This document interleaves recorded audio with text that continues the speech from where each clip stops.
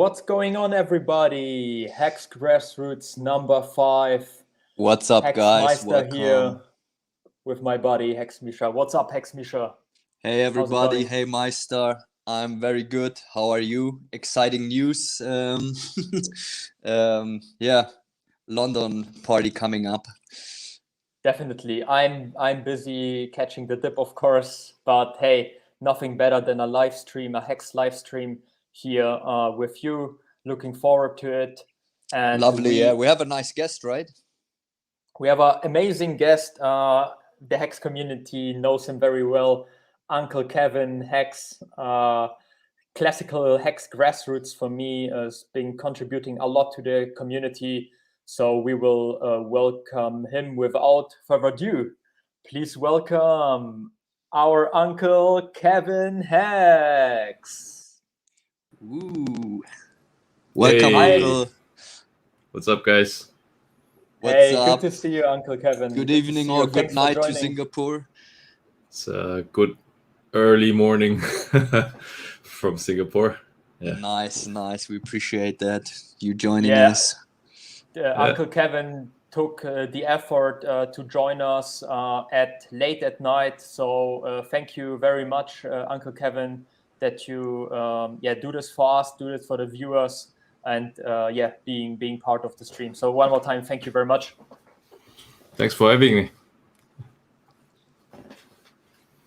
How's it going in Singapore? Not bad. It's pretty, things have been heating up in the crypto space for Singapore, especially this past year. So yeah. So in case Singapore always been this kind of legislation or a place which was always very crypto friendly. Is that still true? Yes, I think it is. Yes, and I think it's poised to be even more crypto friendly going forward. Oh, okay. Yeah. So I think this year was quite important for Singapore. I think especially because especially when crypto was banned in China, especially. So as far as I know, there are. Before all of this, Singapore has always been a very crypto friendly place, especially for crypto based for companies in the crypto space. Mm-hmm. So, but for this year with the China ban, I know that there are quite a number of Chinese crypto firms that have moved to Singapore. Yeah, especially. Do you think Singapore has this as a state-wise agenda to be friendly for crypto and to attract people from the crypto space, or it's independently from the state of Singapore?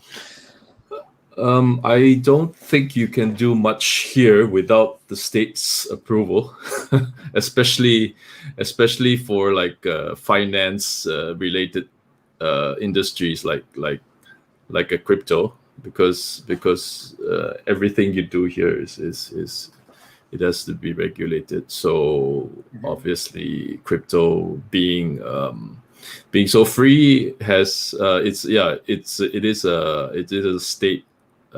It is a statewide initiative, to encourage. Yeah. I think also what maybe Misha meant as an example here in Europe, right? For example, Germany is also crypto friendly, so there are no bans and the legislation is quite clear. But if you compare it to, for example, the current situation in Switzerland, which is which has a focus on financial services and is maybe also like a smaller country. In regards of cryptocurrency, it's even beyond that. So I see a lot of panels where politicians, authorities join crypto panels, and also you could see that they have a lot of knowledge. And this, for example, I don't see in Germany happening. It's allowed, everything is fine, but the authorities and the public sector is not that deep into crypto. like, for example, Switzerland. And so are the Singaporean authorities also very much involved in panels and discussions, or is it just like you fintech guys do the crypto industry, we let you do it, but we're not that much involved publicly? I think the government here is quite involved because the monetary we call it the Monetary Authority of Singapore. We call it the MAS, which is the governing body for the finance industry. I think they've been quite proactive in terms of crypto. Like for example, we do have our own stable coin, like something like USDC, but it's called XSGD, which is tied to the Singapore dollar. So that is like also like it's like sort of like a government kind of effort, you know. So it's issued by the government? Not really. It's issued. It's like government linked, but it's not really issued by the government. It has the blessing of the government, something like that. Yeah. I see. Mm-hmm. Yeah. Speaking about crypto panels, I saw in your profile picture that you met Richard Hart at a crypto event in Singapore.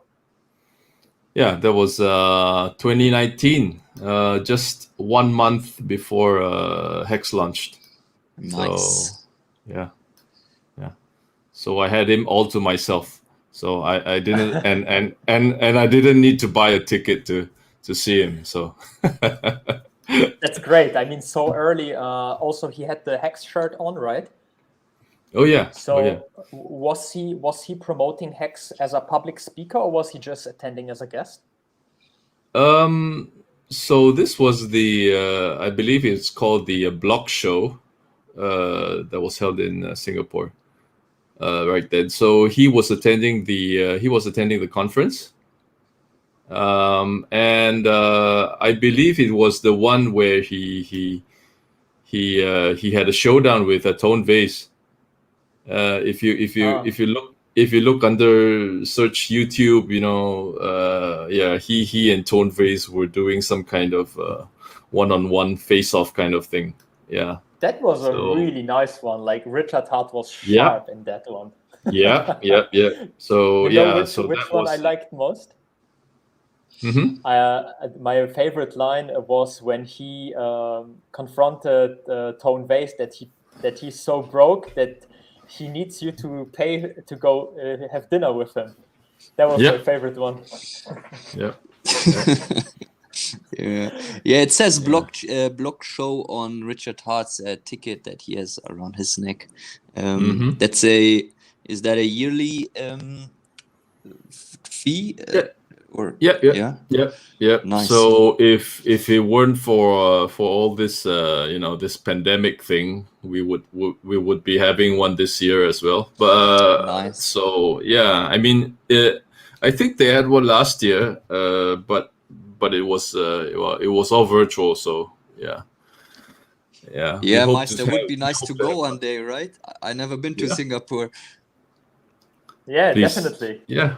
Please visit. I believe you can come to Singapore already if you know there's like some kind of vaccinated travel lanes thing. So you already can come from Germany. Yeah. Yeah. Nice. Yeah.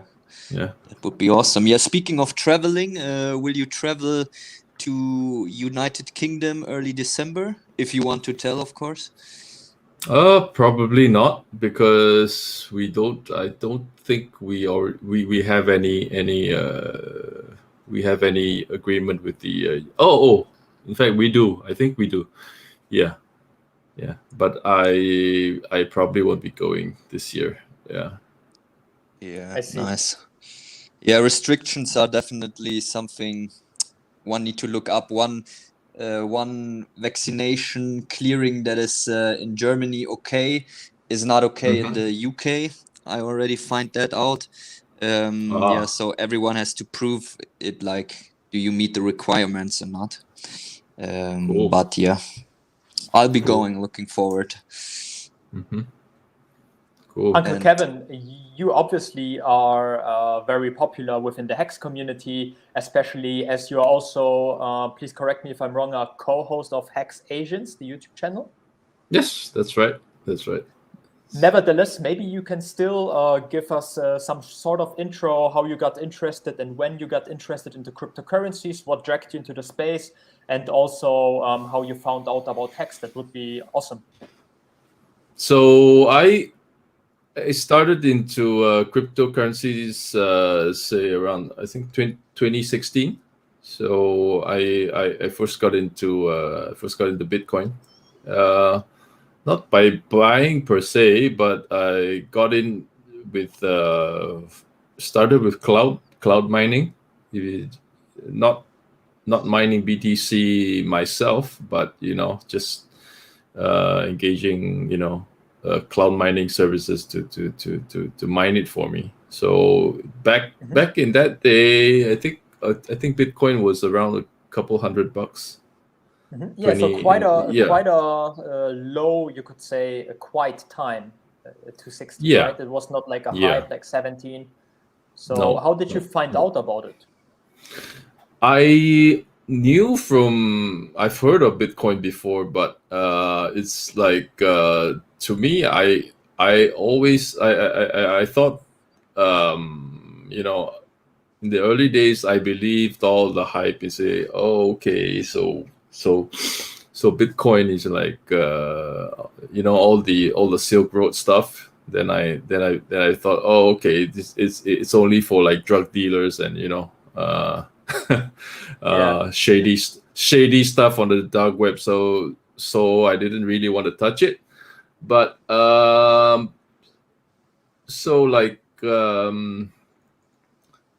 couple of like exchanges started to pop up in around 2016 to make buying and selling of Bitcoin much easier.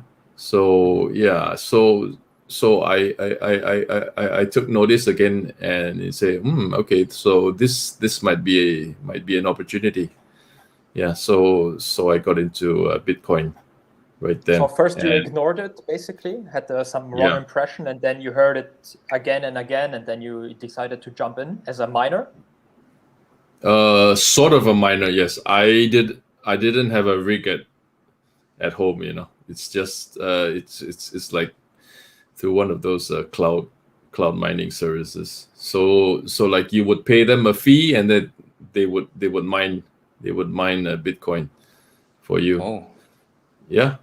So there's a lot of fun involving cloud mining. Were you not scared that you would get rug pulled, or what was your? Didn't you have concerns? Yeah, sure. But then I just looked around for one that was the most reliable and legit. And so far, I don't think they really rug pulled, but it was more like so when I started doing the cloud mining, it was quite profitable at the beginning. But I think after as we went into 2017, as the price of Bitcoin went up, then the payouts began to become smaller and smaller, and so in the end it just they just decided to say, okay, that's enough rewards for you. We're not going to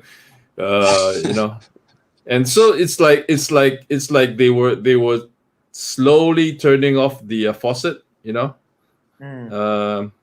before there was a steady stream of Bitcoin coming out, but in the end, in order to make themselves more profitable, they just slowly turned off the faucet.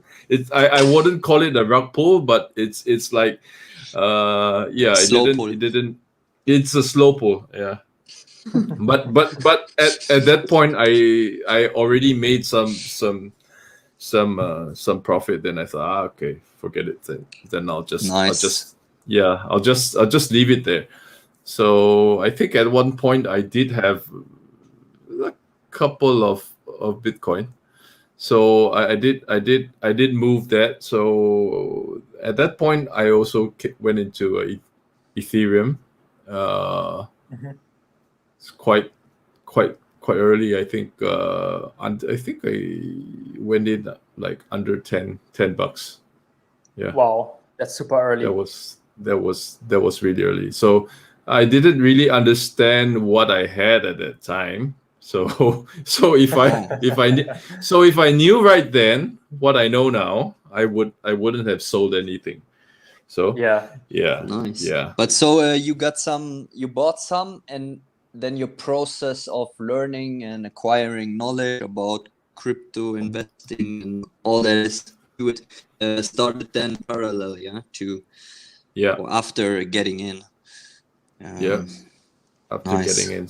So actually I didn't really know much about Ethereum and the ecosystem back then. I only saw ETH as this new token, and just like with any new crypto, any new crypto person, you would come in based on the price, you see, because you see, this Ethereum, this new shiny thing, this Ethereum is like so much cheaper than Bitcoin. Yeah. Because when I went into numbers. Yeah, the absolute numbers, So when I started buying Ethereum, I think it was $10 or something like that. Then, but by then Bitcoin was already around, I think 600. So it's just like based on the price alone. You said, okay, so this one's much cheaper, so I can buy more of this compared to like Bitcoin.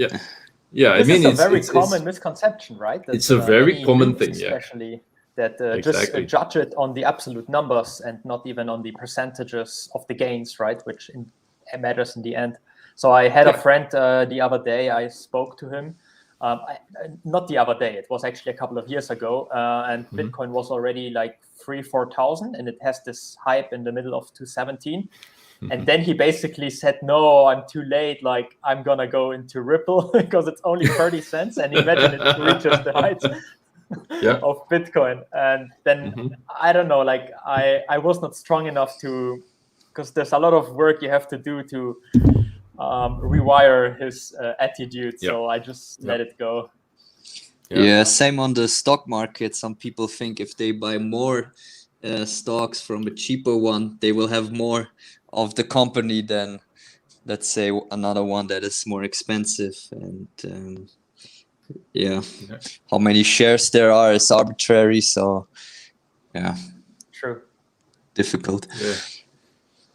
Yeah. So Richard always he always mentions unit bias, on the price. Yeah. So from my experience, that is very true. Yeah, especially for new investors. I mean, like even if you went into Hex at the from the early stage, we do also have a reverse kind of unit bias. It's quite we also have to readjust our price expectations because at the start we had like a couple of zeros behind behind the 0.00 something. So it still it still boggles my mind right now to see wow, Hex is already where are we now, 20 cents. So you got in 16, 17, and then already in 19, because you met Richard, you already knew about Hex. How did that start? Where did you learn first about it? So I it was, I think, completely by accident, because I saw Richard's the first video of Richard was him speaking up against Craig Wright in one. I saw that one. That was quite late, right? So you was quite late. Richard Hart in 2017. You did not know him. No, not yet. So yeah, so I started from that video and traced back, to see his earlier stuff, and from that then I discovered that that caught your attention, yeah, that he's launching a new coin, a new coin called Hex. Then I read up things like that, and I also reached out to him, to do some translation. So I thought that his stuff should be translated into Chinese, So I reached out to him, and he said, "Oh, cool, dude. So just do it, Yeah. So because it was close to the Hex launch to December, so I also helped to do the Chinese translations for some of the early Hex videos for for the AA. And things like that, how to free claim, how to AA, and all that. Nice. Kevin, one question. So once you found out about Richard Hart and you heard about the idea, back then it was Bitcoin Hex, right? When you did your own research, did you grasp the beauty of the smart contract immediately, or did you have some hesitations? How was the process for you in the very beginning of your Hex journey, you could say? There was I didn't really fully understand the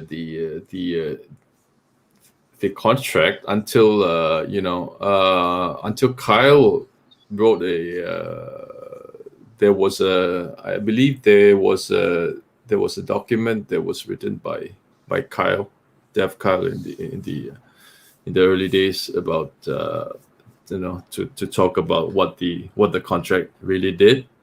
So I went in there, and digested what was in there. It wasn't very clear even right then, but I could see that this was something very different from what we had. Yes, this one, yeah, the Hex contract in layman's terms. Yeah, so the contract itself is not easy reading. So this document was really helpful to really understand the core principles behind Hex. For everyone who is not familiar with the Hex Hex document that Kevin just mentioned, please type in Google Hex contract in layman terms. It was written by one of the Hex developers, Kyle, and it's a very good detailed document about all the features which are in Hex, also about some features that are not existent anymore, like the adoption amplifier. So everyone who likes to dig a little bit deeper into certain functionalities of Hex, how the penalties work, for example, I really recommend it because it's still comprehensible for most of us. It's technical, but not too much. So it's a good continuation after you did initial research. Yeah. So for people who came into Hex after, I think, this year, which is after the big payday, you probably wouldn't know about the adoption amplifier, the AA, and the Bitcoin free claiming. So I think especially for if we people who are new to the space, who see that why are we dumping, why is the price dumping and things like that. I think if you go into a lot of the Telegram chats, there are people who have looked into the addresses, the wallet addresses that have come in, and quite a number of them have actually been in since the AA days, and some are Bitcoin free claimers. So there are quite a number of people that are selling, that have been in. They are, you can call them OGs if you want. So yeah, it's just that they just can't wait for Hex, and especially with Pulse Chain coming very soon. It's it's also a lot of us, OGs don't understand what's their mentality behind selling right now. I'm sure they know about Pulse Chain. Yeah, it's just that this I guess they're just interested in more dog coins or something, or Okay. So you think some do not want to cash out, but like put it somewhere else? I think there is a lot of FUD going on in the Telegram chats as well. So it is very hard to. Do you have a particular FUD in mind? I think it's there's always the usual FUD. Oh, the price is going down, the sky is falling. And Richard's gonna rug us. Things like that. So one of it's the most popular FUDs is also that the snapshot already happened, or the fork. Which already was basically confirmed in one of the meetups in Europe, that there will be a heads up. So it won't be maybe long, but there will be one. So yeah, this is a little bit misleading. My best guess actually is that people just taking profit, as you mentioned, Uncle. That if you imagine where Hex was 1 year ago, it's mind blowing where it is now. Even though we have a 60% dip, so I can imagine that some OGs maybe just cashing out, right? Even though there's a hard dip already, and the snapshot is before us or ahead of us. They still want to make some real cash out, right? Maybe buy some nice car or whatever. So I think it's not the first dip we saw that is around the 60% area. So I think it's quite healthy and normal, in my opinion. And there's no big deal behind it. Yeah, I know one. He retired, so to speak, in February, like a long time ago, and I think Hex was 1 cent, and he retired there. So he's still up a lot, but some people made so much they are living now off of it, and they sell sometimes, which is normal, which they are allowed to. So yeah, I think makes sense. Uncle Kevin, you mentioned that then you got to know better after you read the layman's guide, and then you reached out to Richard Hart offering some help. Yeah. So I offered to do the Chinese translation for the hex.com website. So in Mandarin, in Chinese, yeah.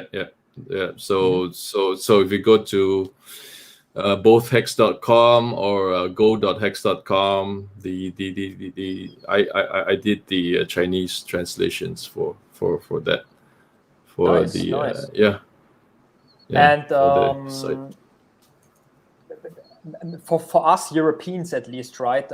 In regards of crypto, you don't hear much from China, but it's always very interesting to the whole market, because there's this, you could say, this conception that Chinese like to gamble. They actually have a lot of skin in the game, so it can push the market. How is it for Chinese living in China, in mainland China? Is there a way to buy Hex, like besides VPNs, or how is the process? Do you know it? I'm so part of why Richard was interested in going for me to do the Chinese translations, because at that time his aim was also to tap into the Chinese market as well, because back then people were still allowed to trade crypto. So he thought that the China market was, you have over 1.4 billion people, so it's a huge market that he wants to tap in. But unfortunately, as you know, 2020, 2021, things started changing, and so the people there have now it's really become outright illegal to own crypto in I China. understand that in China the legislation changed a lot in regards of crypto. Can you give us a broad overview of the current situation? So, for example, is there like an official exchange where I can log in and just buy cryptocurrency? No, you cannot. So it's become previously, like in early 2021 or 2020, people in China, they still could buy on centralized exchanges within China. Then I think middle of this year, I'm not sure, June or July, they outright banned those exchanges. So a lot of them had to shut down. The one they also banned mining in China. So they all had to shut down everything and sell the miners to Texas or somewhere. And a lot of all these exchanges moved, as far as I know, they just packed up and moved to Singapore. Yeah. So where they can they can operate pretty much without any government but they officially, obviously, concern. They cannot offer their service to mainland China. No. Not officially. Right? No, not officially. So they cannot operate within China. So for Chinese people, as far as I know, they can only buy through a VPN. Yeah. So the main thing that shows that the Chinese government is really serious about the crypto crackdown is that they have told all the major banks in China that they are not allowed, that people are not allowed to convert their crypto back to fiat. Wow. back to the Chinese yuan. So anyone who tries to convert the crypto back into fiat will get reported. Something like that. So that's the main thing that that shows that they are really serious about this. And what do you think is the reason why they went so serious about it? So I think it's probably to do with China having to they're I think that they're going to launch their digital yuan, their own cryptocurrency. Oh, I didn't know that. Yeah, they are. The Chinese government has been. I think they've been planning for a couple of years already. So I think they might. My guess is that they might launch next year. Because you have to understand in China, people are already very comfortable paying for everything with digital money. Okay, so in China, most people don't carry cash, so everyone just pays for stuff with a cell phone. So everyone has their bank account linked to things like Alipay or WeChat Pay or something like that. So everything they pay for everything with they just scan a QR code, and they will send money to whoever. Yeah, it could be like a street card, in the street, so it's just street cards selling food or whatever. They don't really use cash that Okay, much. well, very different to Germany, where they still love and value cash a lot.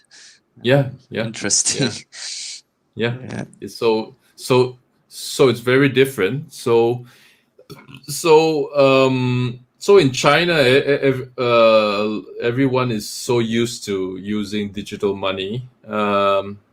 But as you know, if it's just like with using credit cards and everything, it is very convenient, but it obviously leaves a digital trail, where the government or whoever can see exactly what you're buying, when you're buying, how much you're buying.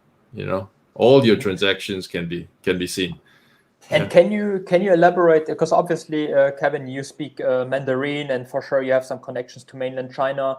Can you say, because if we talk about overcome the firewalls like with VPN services, can you comment a little bit in general, regardless of crypto, how difficult or how risky is it for like an average person to use this? Is it popular among Chinese, or no? It is very popular. No, it's very popular. It's very popular. So the main thing, I don't think it is actually illegal for any Chinese person in China to use a VPN.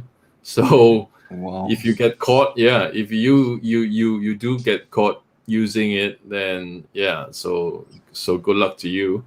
But it is quite easy to. It's probably as easy as you and me using any VPN service here outside of China. So I have done it before. So from within China, and it is quite easy. So it's just a matter of finding the right one. Nice. Yeah. So I mean, imagine. I have been to China a couple of times for business, and I can tell you it is extremely it's like going into shall I use the word prison cell. I mean, you can't get things that we use for granted outside of China, things like Google, Gmail, search, even things like WhatsApp, things like that, Facebook, whatever. Yeah, they have for everything their own, right? Yes, exactly. They have their own copy. They have their own copy. So it's like if you go there, if you like visit a internet cafe in China, you will see that they are their own. They have their own internet, the China internet within the internet. So so it feels like you it's like a whole world by itself. There are some sites that you can I only see inside China, but once I leave China, it's like very hard to access that as well. So it's like a world. It's like a world inside itself. So I guess I mean, most Chinese people who don't get to travel outside of China, they don't really know that there's a world outside of China. They might have heard of things like Google and Facebook, but I don't think they would have a chance to use all that. So it's not really fungible, right? Like if you only can imagine that, never used it.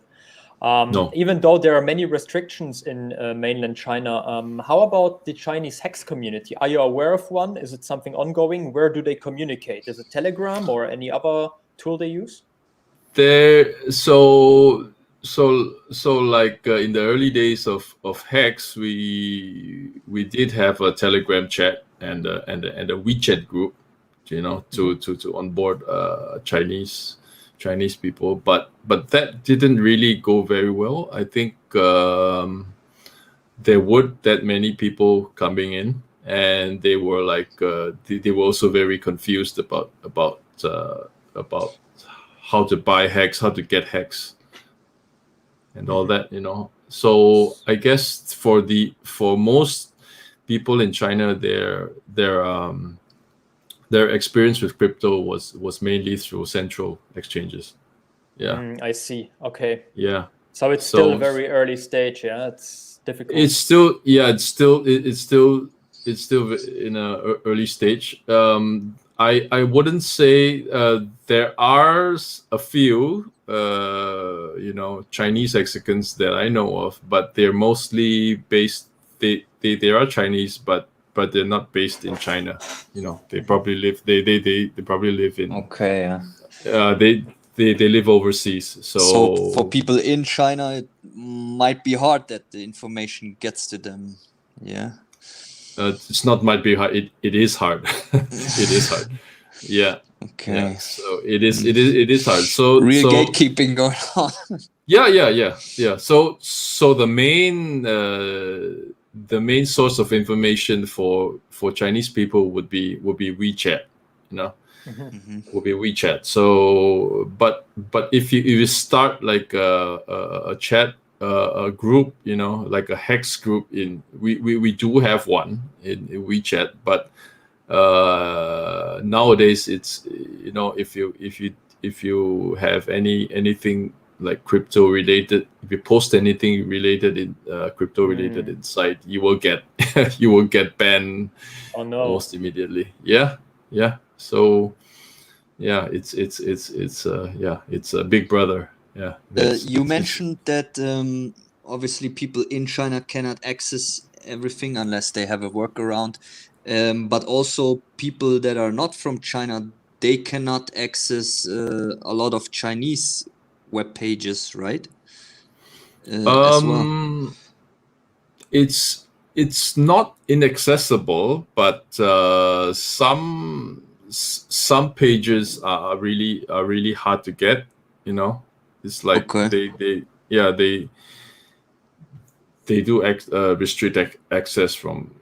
But WeChat is not part of from it. The outside. You can get it anywhere. Yes, right? yes. You can get WeChat. Yeah, I never used it actually, but if it has over 1 billion people, then might be worth it. Yeah, I mean, yeah. Oh, sorry. Go ahead. Sorry.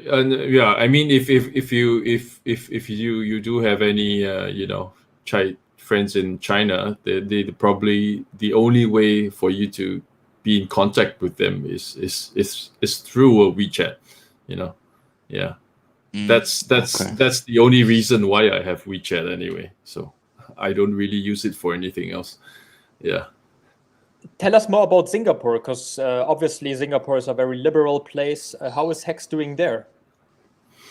Okay. It's interesting that you asked. So when Hex launched, and for like more than a year, I always assumed that I was probably one of the very few Singaporeans that was into Hex. Then a couple of months ago, a fellow Hexagon reached out to me and said, "Hey, we have this Telegram chat group called Hex Singapore. Would you like to join?" Then I say, "Okay." Then I went in, and to my surprise, there were about 20 more than 20 people inside. Nice, awesome. So that's quite a community. Yeah. So yeah, it's not a big community. It's a small, it's still a very small community. So we were also still, onboarding, people, friends, friends and family members. Yeah. Did you guys ever met live? Getting the word. I've only met with because with with all the COVID restrictions. I mean, it's not as free as you guys in Germany, because we can only dine out. You can only have 2 people dining out at the same time. So hopefully I hope by next year, when the rules are more relaxed, then we can have a proper meetup. Yeah. Nice. Mm-hmm. That would be great. And during the Singapore crypto event where you met Richard Hart, were there other Hexicans already? I believe at that event there was another guy that I know of. He's not from Singapore. I think he's like a crypto. He's like a journalist, that does crypto content. So he was with Richard when he went into the conference. So so I guess there were only two people that day. So it was quite cool. Richard's really friendly. In person, he's not at the least like what it's like, on stream when he's destroying his enemies. On stream, he's a really nice guy. I was very surprised from the live streams how well he interacted with the people. If someone else joined, he said, "Okay, I'm gonna greet the new people," and was very polite. And from my thinking, very good adjusted, so to speak, and very very nice in his handlings. So because I was curious about Hex at that time, so I was really, I thought I really had to go down and meet this guy, So nice. So I sent Richard a telegram and said, "Oh, so come on down." Nice. So that's so cool. So you were one of the most the earliest who actually met earliest Hexican who met Richard, basically. That's amazing. I guess it was a combination of being at the right place at the right time. So it was really cool. So he was actually doing his own interviews at that time. So he didn't have any assistants or anything. So he was carrying a camera and a tripod. And he was conducting his own interviews with other people in the conference. I mean, So he was the man is a hard worker. Definitely. I remember one crypto event to which he participated. It took place in Europe, Estonia, in Tallinn, where he actually was a public speaker and he pitched Hex. And I remember the first question that he asked who wants to become rich, right? And like nobody actually raised their hands, right? Because everybody was like in a suit and wanted to act professional. But hey, everybody who listened to him back then, I think he's more than happy. So it was cool that he got a stage actually, because I can imagine that many of these outlets are still very very negative towards Hex, and they would actually not give him a stage, a public stage now. So I also was really surprised that this media outlet that he did the debate with Tone Vase, I don't remember which one it was, Cointelegraph, I think. I believe he was Cointelegraph. I believe he was Cointelegraph. I think kudos to them, right? That they even let them debate about, amongst others, about Hex. So I think this was a fair move from Cointelegraph in that regard. I think it was also like to create some kind of hype, in the conference. I don't know if they expected Richard to give Tone Vase such a grilling. Such a shutdown because Tone Vase is more popular in the crypto space. Back even then, when Richard was a Bitcoin maximalist in 2017, they actually had a really nice stream about the FUD going on with Bitcoin Cash and scaling debate and so on. As both were Bitcoin maximalists back then, it was actually a really nice stream, I have to admit. So this I have to give to Tone. Uncle Kevin, as mentioned before, you are also a co-host of Hex Asians. Maybe you can tell us a little bit more about that. As the name said, obviously it's mainly targeted for Asians. Can you tell us how it all started? How is it going? So I linked up with Crypto Vince and Middle Class Working Men. So both of them are obviously Asians. The three of us are in three different time zones. So yeah, so we just got together, and said, hey, why?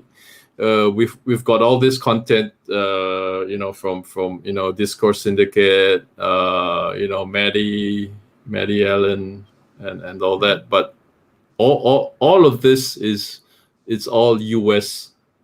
It's like US targeted content. I mean, even back then there was the Australian, the late night Hex, the stream from the Australians, and obviously crypto Sparbuch from Germany in the early days, but we thought, oh, hey, we don't have anything for Asians, and we are one of the largest, if not the largest, demographic, in the world. Right. With if you just take China and India, you already have like 2 billion plus more than people. 2 billion. More than 2 billion. I saw a couple of times on Discord Syndicate. Is this like parallel, or are these independent things? So we're in with the Discourse Syndicate, so we were part of the Discourse Syndicate. So our main streams are on is on Monday. It's on Monday. That one will stream with Discourse Syndicate. But the one that we have on we have on Thursdays, I believe it's now also on Discourse Syndicate. But from time to time, we will also have our own content that we will only stream on the Hex Asians channel. Mm-hmm. Yeah. Okay. Yeah, I gotta subscribe. Nice. And you mentioned you do it together with Vince and middle class. Middle class working men. Working men. Yeah. I also, if I'm not mistaken, saw Papa Bona there. I think he's located in Asia, or. Papa Boner. So we have Papa Boner. We have Crypto King. Wales Only. Probably Wales Only is the only guy that's not in Asia. so Papa B and Crypto King are based in Japan. They are in Japan. Nice. So yeah, so they are our Western friends in Japan. So they've been with us from the start. Yeah. Cool, and cool. we also have Miss Exquisite who has come into the show from time to time. She's also setting up a Hex Japan channel as well. So nice. we hope to see more of that. Yeah. So to Richard, there are Asians in Hex. Okay. Okay. It's not. We are here, and we are growing. We are growing quickly. Definitely. Yeah. Hopefully. That's really good. And speaking about Japan, I remember also back then it was a very crypto-friendly country. They had also a lot of strong crypto communities from other coins, from Bitcoin, obviously. Do you know how Hex is doing there? It's still quite a small community. So it's just they, as far as I know, they did have their own Hex community that they set up on a. I don't know if you're familiar with the chat software called Line. There's software called Line. It's similar to like WhatsApp. It's what they use in Japan. So they had their own chat group going on that had Hex in there. So like Miss Exquisite has set up a Telegram group for Hex Japan, and we're slowly ramping up. Nice. Trying to bring in more people into Hex because a lot of the content needs to be translated into Japanese to make it more friendly. Yeah. And obviously, Kevin, you joined our stream, and you're also co-hosting the Hex Asian stream. When did you decide to become a little bit more public? Was it before Hex, even with our crypto communities, or how did you decide to join or to show face, basically? I believe I was quite behind the scenes at the early stages of Hex. So I just did a lot of background work, translating, and also some onboarding. So so it's shout out to Joe Exotic, he's probably known by Exo Joe. So back in, I think, 2020, he started to do his own stream. He did interviews with various hexagons to talk about their crypto journey and their Hex journey. Very much nice. Like what we're doing right now. So it was, so shout out to Joe Exotic. He was the one that. Yeah, he was the one that convinced me to come on stream and share my crypto journey. Yeah. So I think before that, the only time that I came on stream was the BPD party on a Discord syndicate. Yeah, I probably came on for a couple of half an hour. Yeah. That was my first time. I'm a big fan of Joe's stream. It's a very, very personal, very intimate. I think he's a perfect host with his background story for it. He has a lot of empathy to his guests. Sure. It's amazing. Sure. And how did he find out about you? How did he approach you, basically? Did you know each other, or? I've been seeing his interviews, and he also pretty much reached out to me, in Telegram, and just pretty much as you guys, say, hey, are you interested in coming on stream for an interview? And I said, okay, sure, why not? Because like you, I saw the value in what he was doing, to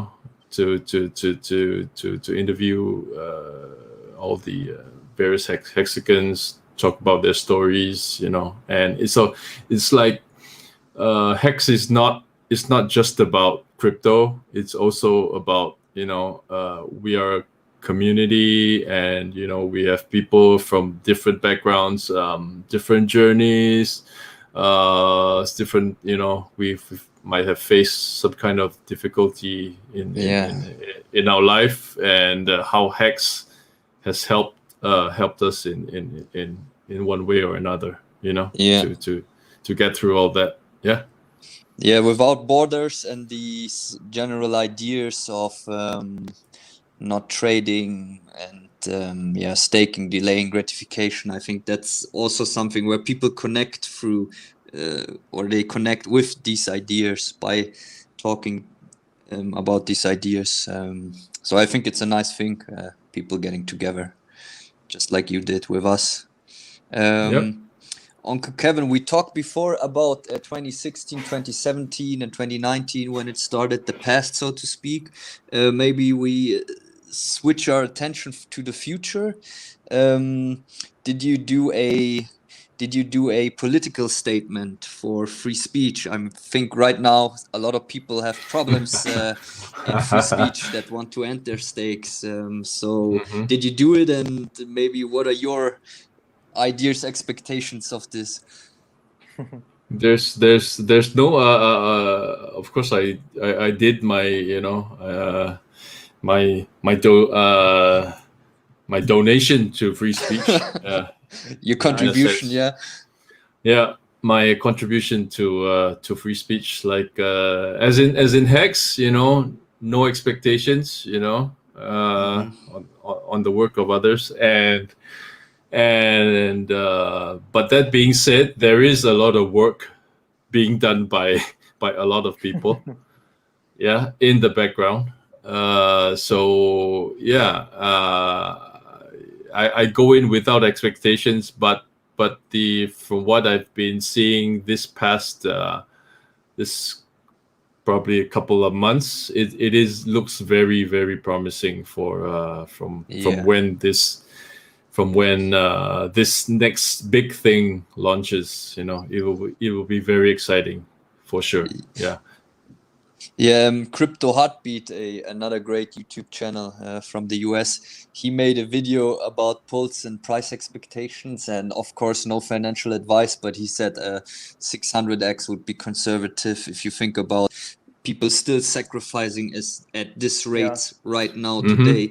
And then you put it in perspective, and whoa, we can be how do you say it, thrilled about what's upcoming.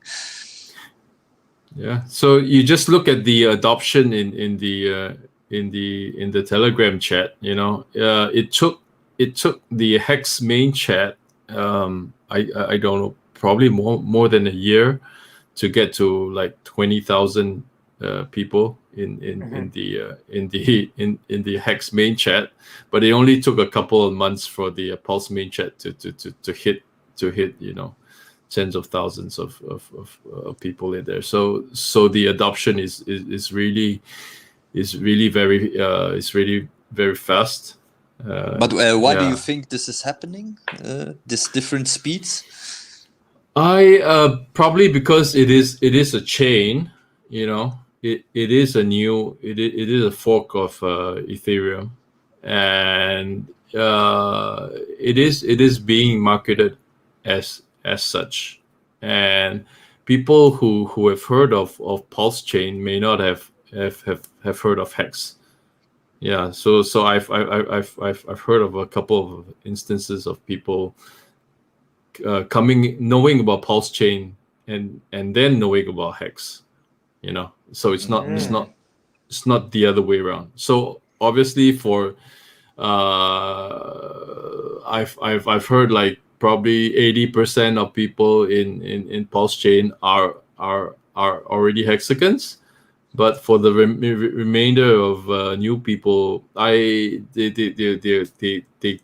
came in knowing about Pulse Chain before Hex.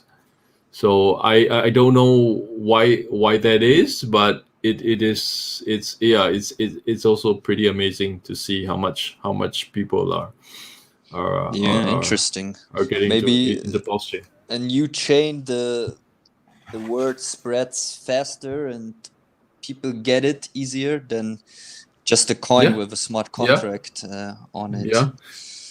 I guess you just tell people that, hey, look at there's going to be this new chain, so everything that you have on the Ethereum, that were all your ERC20 tokens, you'll get a copy over there. And then cheaper, faster, better, so people get it. Cheaper, faster, better.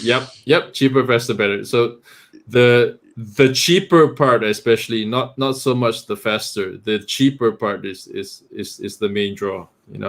So it's like we haven't seen, if you've been to Hex in 2020, gas fees were like single digit gwei. It's like it literally cost pennies to to make a transaction. So it was really funny seeing, Vitalik, making the video. Say he was criticizing Bitcoin for having, expensive gas fees, but look at what's like happening. $20, right? He was $20, come on, $20 is cheap. $20 is cheap now, to make a transaction. Yeah, it's really crazy. It's really crazy. So definitely, especially not even for Hex, because Hex end staking is an S-load function, but it's very gas efficient the way it was developed. There are other projects who have the same problems, and even worse. There are sometimes fees of thousands of dollars. But as you mentioned, Kevin, like I think especially for the use case of Hex already alone, Pulse Chain will be a savior, because for many people, if you, for example, would onboard a friend to Hex, and let's say the average person in the Western world may be only willing to invest, let's say, $500 or $1,000, but there are so many people who earn way less, their monthly salary is maybe 200. So how can they even get in if they have to pay 200 to just buy Hex? And I'm not talking about staking even, which is another transaction. This will really help for the onboarding for new Hexicans. Yes, exactly. So it's really hard to onboard people right now because of the crazy gas fees. I mean, we can talk about all the benefits of Hex till the cows come home. You say, oh, staking, earn trustless interest, all that. But once people say, so okay, how do I buy? Okay, go to you gotta get ETH, gotta pay, gas fees. What? Gas fees? So you mean I've gotta pay, what? I gotta pay what, 20, $40, $50, $100? He said, what? What's this? So everything stops right there. So you can it discourages the people. Also from digging in and going the rabbit hole deeper. I had a friend, he made his first stake, and 1/3 was gone of his initial amount that he wanted to invest, and it wasn't even at the crazy time highs that we have right now, and he basically lost his passion and interest for now. There's no flame going on. Maybe if it pumps again, but right now difficult. So Pulse will be really, really good for Hex as well. And me being a real Hex fan, looking forward to Hex, getting the synergies of Pulse, basically. Yeah, even with this dip coming in, we just I think we dipped under 20 cents now. So it's like it's a wonderful time to buy. No financial advice, but it is an excellent time to buy right now. Financial advice on Hex Grassroots, just your own opinion. Look at that. You have to do your own research. Look at that. Yeah, just look at I that. always think, for me personally, like if I go to the shop and I would like to buy something, and there's like a 60% discount on it, I would not hesitate. So you have to do your own research, but 60% or 62% is better than all-time high if you want to get it. So. And Uncle Kevin, you lived through many more dips, basically all the dips. Is this anything a special one? Is something different, or were there more memorable ones, so to speak? I guess the most memorable one would be the post the big payday one. Yeah, that was really exciting. Everybody was partying and everybody partying. That this one's nothing. 60% is nothing. That one I think we went down like 80+% or something. This is cool. This is Hex. Crypto does this all the time. Come on, guys. I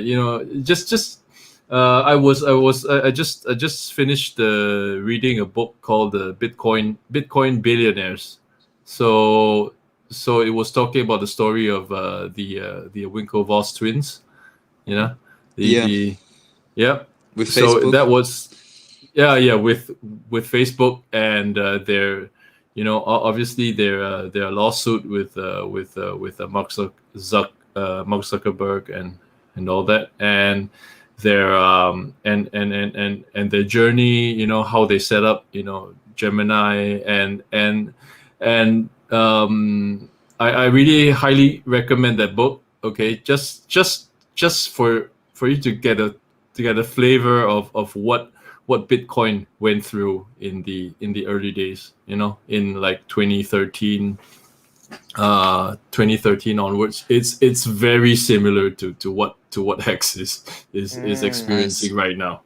Yeah, just go in, you'll read. I'm sure you will find a lot of parallels with Bitcoin and Hex. You know, in the early days, people were saying, "Oh, this is a Ponzi. Bitcoin is a scam. Bitcoin is a Ponzi." All that. The FUD was really very, you know, was very, very, very strong. Yeah. So, but look where Bitcoin is today. You know, it's crazy. We don't even have to have like the 6 million X of Bitcoin. You know, you just have like a portion of that, and you know, it will be crazy. Yeah. Hex is still super early, despite the phenomenal performance up until now. It's super early. The whole gatekeeping. I mean, you basically don't exist if you're, for example, not on CoinMarketCap, right? It's like Google basically here in the Western world, you could say. If you're not there, you don't exist. So also when I onboard persons, they immediately go, what's the name, Hex? Let me check. Why is it not there? Scam. What's the market cap? yeah, exactly. So scam. We are still super early, and we will be for the next years anyways. Like, feels like Bitcoin back in the days. Yeah. And there's so much behind the scenes, right? As you mentioned with Pulse Chain. Then there's the documentary coming up. Maybe you are familiar with the Hexagon Swiss hexacopter, who's working on some interesting project in. Yep. On the Fiat on-ramp. Yes, that one is really exciting. So I can't wait for that. Yeah. He's a great person, very talkative as well. Also, his content in Twitter. I like to follow him, and he seems to be very knowledgeable in the field he's doing, and close to Richard, because there also were some pictures where they drank coffee together. So obviously, as Richard has a high standard for working with people, I can imagine he's very sharp in the fields. Awesome. Besides on-ramp, he's also working on kind of an off-ramp, right? By relocating people to Switzerland. It's him, this guy? Yes. This is also public on his Twitter, that he offers some services in that regard, some relocation services to Switzerland. Very exciting things that he's doing. Awesome. Yeah, with that, as we're closely coming to an end, Uncle Kevin, one more time, we really appreciate that you stay up. Like, you know, sometimes I wanted to join Disco Syndicate, but as you mentioned, it's more US based, and I was like 3 a.m. Oh no, I'm too weak. So I really appreciate that you kept awake for us. And Misha, that means we have to join a US stream at night just to. Yeah, we gotta do it. Or Hex Asia one day at 4 a.m. We will do it to. I think the Hex Asian stream would be more friendly for your time, but you guys may be at work, so it's 9 p.m. It's 9 p.m. Singapore time, so it's probably in the afternoon for you guys. Yeah. So in the lunchtime we have to join one day. Probably you could have to join at lunchtime. Yeah. Awesome. Would be awesome. Yes. Thank you very much, Kevin. It was a pleasure to have you on Hex Grassroots. Yes, very pleasurable and nice talkings. I highly appreciate. Thank you so much. That was awesome. Thank you, guys. Yeah. Ciao, Kevin. Ciao. Great. Lovely. So cool from Uncle Kevin. Yeah, to stay awake. I really appreciate it. Very nice stream, very nice insights, especially from Asia. Previously, we had also Nigerian Hexagon who gave us insights regarding Hex in Africa. Now we got some insights about what's going on with Hex in Asia, especially in China. That was super interesting. Yes. So I'm really looking forward to our to even more guests from all over the world. Good change of perspective. And one more thing, Meister. He also has in his Twitter hexmerch.com. You wanted to buy Hex t-shirts, so maybe you can check out his page, hexmerch.com. I took a look. They have quite a lot of stuff, many different Pulse and Hex t-shirts, pants even. So meanwhile, maybe shout we out get to some. David Morales. Welcome, Hexicans. Glad you are here. Also, Honor, Access Alive, a very known Hexican. Thanks for tuning in. Appreciate. Hex Curious, a cool name. What's good, Hexicans? Thanks for tuning in. Brizology, thanks for tuning in, buddy.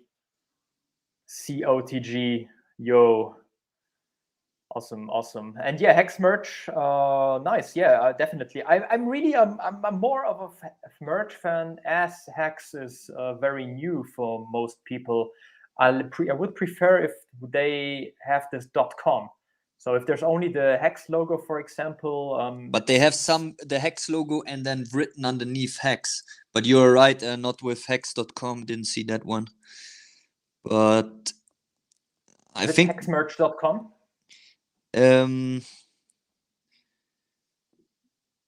Hexmerch.com, yeah. Okay, so it's this one, right? I like the pants of the lady. Nice. They look cool. And they do not only have like 2 t-shirts, they have quite a variety of stuff. Nice. I like the Pulse one with the hexagons, middle right. Yeah. This one is nice, yeah. Yeah, there's a lot of great graphics. I hope they will consider to add something with the .com, so noobs can easily join, especially for all our HexFlex people who present their amazing fancy cars. I think they are ice catchers, so if they also see like a website to it, I think that would be nice for many to onboard this outbound message style. But even if you just have the t-shirt, maybe they will talk to you about it. Turtle, you have the turtle next year. Nice. Yeah. Dolphin already. Yeah, already. And Squid was 21. Yeah, nice. Nice. The Squid. They're the real Squid Game. You're the winner of the Squid Game. No rugful Squid Game. Yeah. No rugful. We are all winners. Nice, lovely. Cool. Yeah, I think I'll get thanks some. Thanks for the hint. Yeah, definitely. It looks really nice. I hope I will reach out to Kevin later, maybe as well, if there's more merch with the .com. So we make the outbound messaging as efficient as possible. Yep. Awesome. So this was Hex Grassroots number 5 with our guest, Uncle Kevin from Singapore. And famous last words, Meister. Was a pleasure as always. Uncle Kevin Hex, great guest. Hex Misha, again, was a nice talk. And I'm looking forward for the next Hex Grassroots number 6. Stay tuned, guys. Bye-bye, guys.